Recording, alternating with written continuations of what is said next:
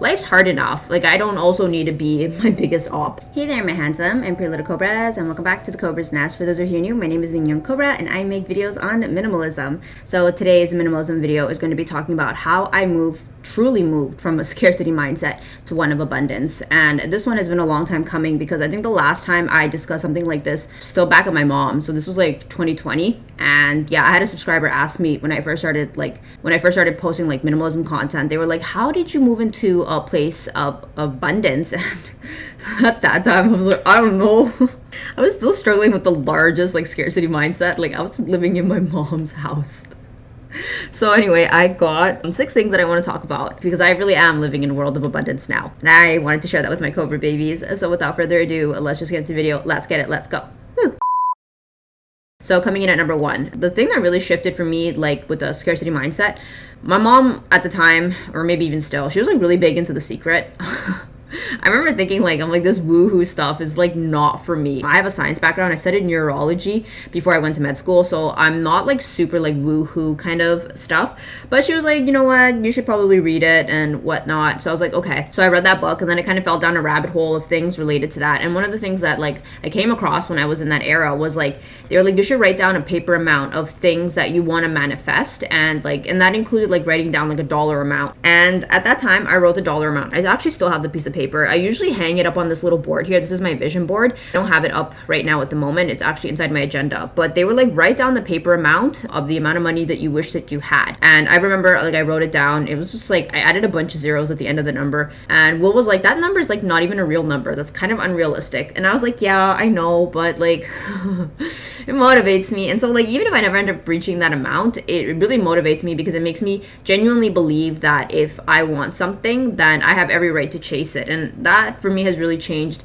shifting away from a scarcity mindset to an abundance mindset, because I feel like I don't put a cap on myself. Like, life's hard enough. Like, I don't also need to be my biggest op. Yeah, that's something that really helped me, and I could highly recommend, is write down the things that you wish that you could manifest. Obviously, you still need to put action behind it, but I just feel like allow yourself that luxury to just dream for a moment. It can really be life-changing. Okay, so coming in at number 2. So if you haven't read it, I actually would recommend books that are within the same vein as The Secret. I know it's like super woohoo, and I know that not everyone is a fan of these type of books, but I just do think that in addition to all the other types of books that you could read, which are inspiring, and they are very like, there are definitely more scientific books out there, sometimes you need to create a sense of belief from the spiritual side, from the magical side. And this is definitely coming from somebody who had a neurology background. I totally get like it's not always feasible, especially if you've been like praying and praying for something to happen and it hasn't come true. You start to get to a place where you're like, maybe this isn't for me. And I know that can definitely be really difficult, because there's a lot of things I've wished for that have not come true yet.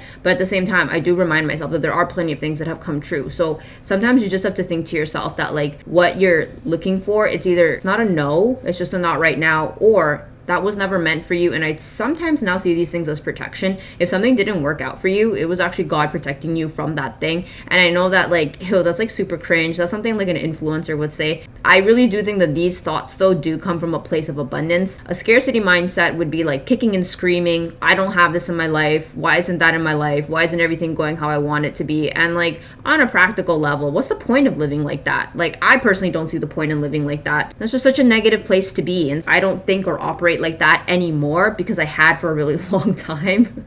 It's so easy to become a victim. It's so easy to just be like, I wish it was like this, I wish it was like that.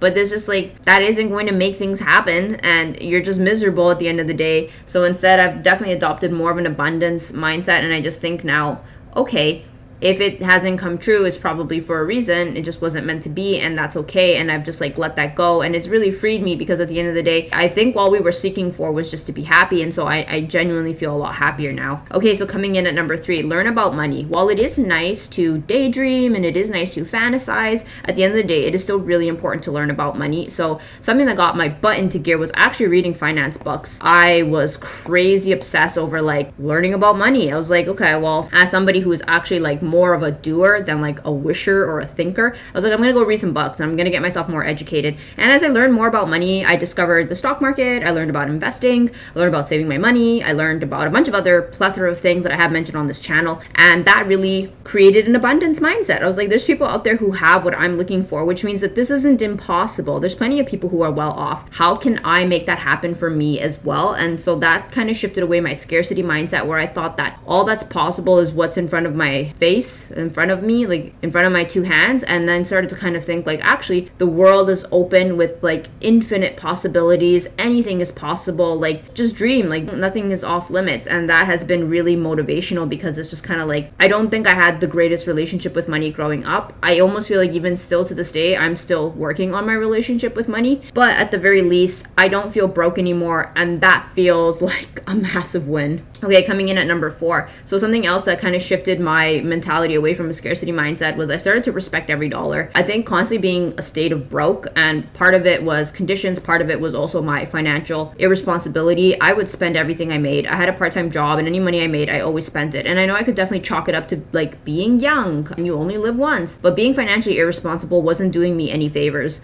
I didn't know any better. I don't think anyone around me knew any better. No one, like, I think I was the first person in my family to ever start talking about stocks.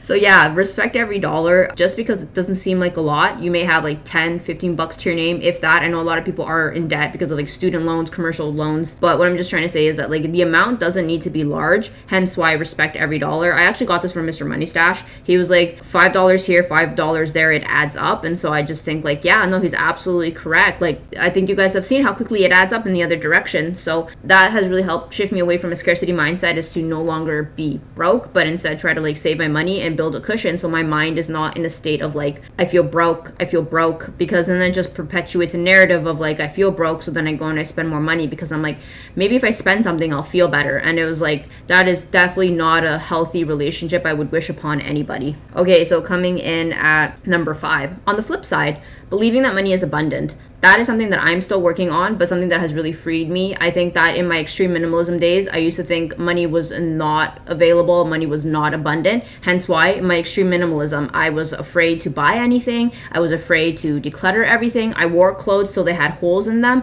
I never bought nice clothes. And like, I mean, obviously financially at that time, I was just getting up on my feet again after having paid off my student loans. But as things got better and I started just kind of thinking to myself, like, money is abundant, money will flow, money will be okay, money has been coming in, money has been flowing in. And now I really do think that like, not only me, but my family, we kind of like, we live in a place of abundance. And I don't say this to brag, because I think the thing is like, once you're finally there, people start to think like, oh, you grew up with money and like, you don't understand what the struggle is like. Luckily, I've been making videos for almost 9 years. It's all on my channel. You can go watch it. A lot of my long-time subscribers will understand where I came from. So I feel really happy in giving that tip, that you guys know exactly where I came from, so that you know that I'm sitting here not in a privileged position preaching something that I don't understand. I completely understand what it's like to grind and push and hustle and save and keep cheering yourself on when it just feels endless, where it just feels like a long, cold winter of misery. No, I completely understand what that's like. So for me, slowly having shifted my mind to think of money as abundant, which was not easy, but has really paid off immensely, has really helped me. And part of those things was like, buying something nice and buying nice things. I know that not everyone will agree, and I know that a lot of people who do follow my content as, you know, the minimalists police, they hate to see your girl buy nice things. And I just think it's such a pity, because it's like a fraction. It's like such a small amount of my net worth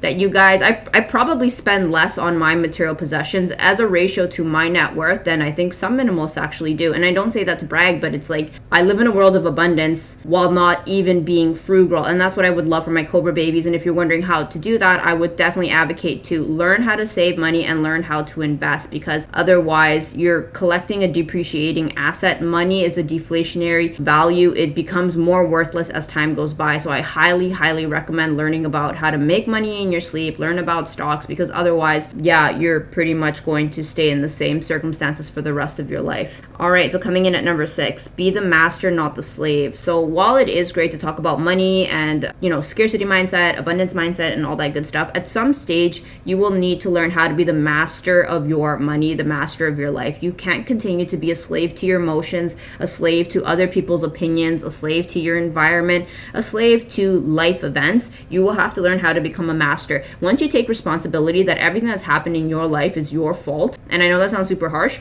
your life will get a lot better because you will no longer be trapped in a victim mentality. You will no longer think, oh, I wish it was like this. Oh, this is my parents' fault. Oh, this is my boyfriend's fault. Oh, it's my husband's.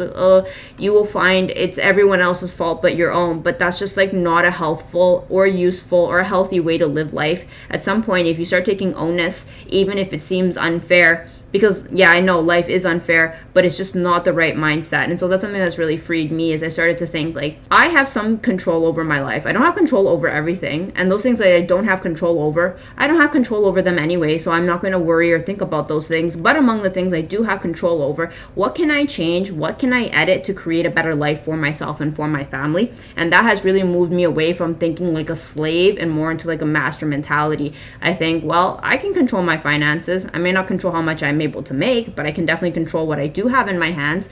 I can control what I put in my mouth. I can control when I go to sleep. I can control how long I scroll on TikTok. I can control, do I make content or do I go on another shopping spree? All of these things are within our control. So once you shift away your mindset away from like the peasant to the king or to the queen, I feel like life will just become a lot more fulfilling because you no longer feel a sense of lack of control. There's a lot of things you don't have control over, but I think that for the things that you do have control, you will feel a lot better knowing that you can do things to change, and that will help shift your mind away from a scarcity mindset of like, woe is me and I'm just a victim, to a place of like, no, actually I have what it takes to create the life that I want. So I hope that my little Cobra babies could have enjoyed this video, and I will see you guys in the next one. Thanks for watching. Bye.